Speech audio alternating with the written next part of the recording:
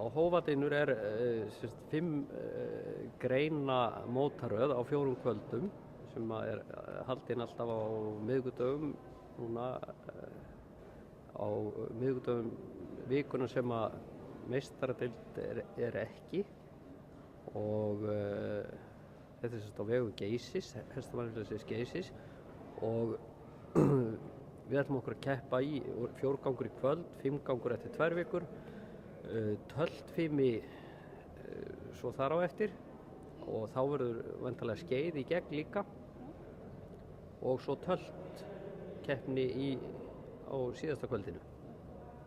Og einhver verðlaun í boði fyrir stigahæsta knapan? Já, þetta þannig að það safnast, menn safna stigum í gegnum mótaröðina og það eru peningaverðlaun fyrir fyrsta sæti í hverri grein, 25.000 núna og svo verður stigahæsti knapinn í gegnum alla mótaröðina verður verðlaunaður líka. Nú, það happadrætti í gangi hérna, við seljum inn og það á mjög vægu verði og það dregin út vinningur á hverju mótskvöldi. Þannig að það fer alltaf einn glaður heim líka. Þetta öllum opið, er það ekki? Þetta öllum opið og þetta einstaklingskeppni. Þetta ekki liðakeppni eins og svo algeng í dag og þannig að þetta svona aðeins á öðrum væng. Og þú ert nú líka með því hérna, nýkjörinn formaður, hvað heitir þetta allt saman? Hrossaræktarsamtaka Suðurlands, já. Það heilmikið embætti og rosalega spennandi verkefni þar framundan og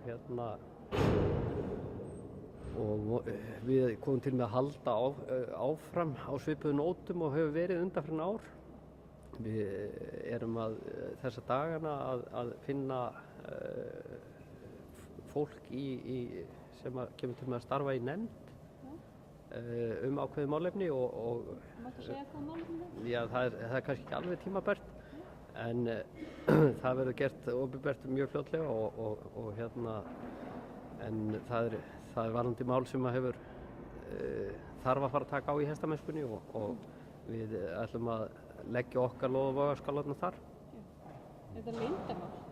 Nei, þetta er ekkert leyndamál. Er þetta áverkar? Já, þetta allavega tengt í að við förum að gera hlutina hestvænni og betri. Finnst þér vera á réttri leið eða? Já, það er náttúrulega